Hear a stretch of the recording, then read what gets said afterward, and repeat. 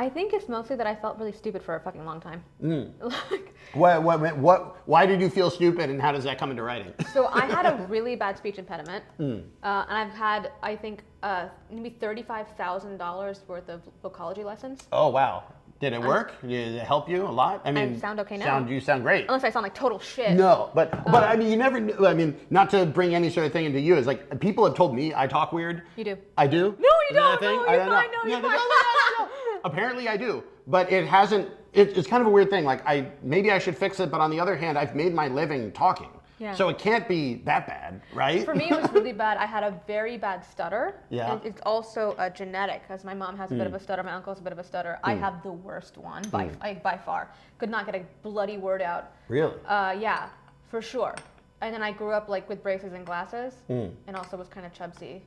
So man, it was rough going. Sarah. You were like all 5 of the powers combined. All or of them, whatever. but like, for like a shit situation. But I'll find that like conventional attractiveness and conventional beauty can oftentimes inform your competence or your perceived competence. People will think you're stupid if you're not pretty enough to say that you're smart. So I knew that I was smart, but there was no way of me proving that. Interesting. And then if people were like, you're stupid, I had no words to be able to correct it either. So I felt kind of like almost I had a sort of cognitive or imaginatory like locked in syndrome. I had no way to prove my worth except for I was like, well, a pen can't stutter on me. So I think I just used that as the only way to communicate with the world. And then via doing that, I was like, no, I'm actually really good at this. And then, as is the case with any coming of age story, I became very close with my English teachers. Because the way that I was on the outside did not match what I was putting down on the page. And I think that was surprising for a lot of people, and that caused a bit of intrigue. And then I was like, oh, I'm intriguing. Are people curious about me? Kind of like, so you can kind of like focus on where you're getting the like positive reinforcement from. Yes. People definitely suddenly had interest in me in a way that they never, in a way that I was so fundamentally disregarded. And it was quite, it was shocking. And it was great. And I felt so good about it. Do you feel like now looking back at sort of the way in, do you think that it's ultimately a good thing that those were your initial reasons for coming into doing writing? Or are you thinking now like, oh, well, like, you know, it wasn't like you weren't smart if you didn't write. Yeah. You know, how do you feel about that now? I feel kind of two ways about it. On one hand, because I also was a really late reader. I was basically illiterate till I was like 8. Because no one really gave a shit about me.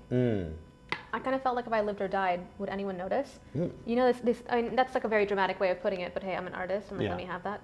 But at the time, that's how you felt. Kind of. I just kind of felt like I am, at best, I should be convenient for others. But it doesn't matter what I want. It doesn't matter who I am. It doesn't matter any of these things, blah, blah, blah, blah, blah, blah. There's a weird flip to that, the service, like you want to be of service to others. I think that's a good thing. But to need to be of service to others, that's not, like, you know, you want to have more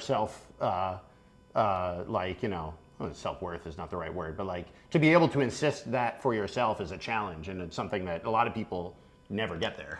I think it's like ultimately a very hideous thing to make somebody's value be based upon their convenience to others, because I have my own life and I will be self-possessed within it, and I think my value is based upon the impact I have upon my life and others, not the convenience and not how easy it is to run roughshod over me and sort of thing. So I was like, okay, like that's just not how it's going to be for me, and I just don't know what to do about it. So I picked up a pen, and then over time I realized that putting words to things solidifies my my reality.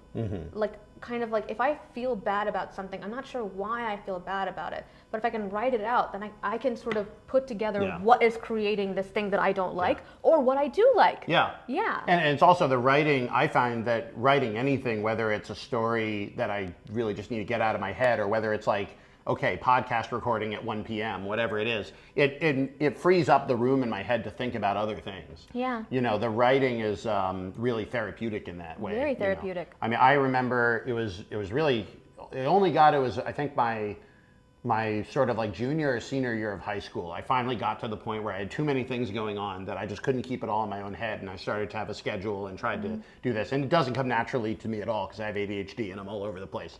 So like, but forcing myself to be able to like kind of schedule stuff, to-do list sort of things. These are very basic tools, but it was shocking how effective it was. Even if I didn't achieve more, even if I didn't do the things on the to-do list, I felt better because I had made the list and it was now out of my head. Yeah. And then of course with storytelling, and the cool thing about it is if you do that every day continually, eventually you have a story, and now the thing that's out of your head is actually interesting to other people too. Yeah, absolutely. So Yeah. that was kind of part of the way that you got into the writing.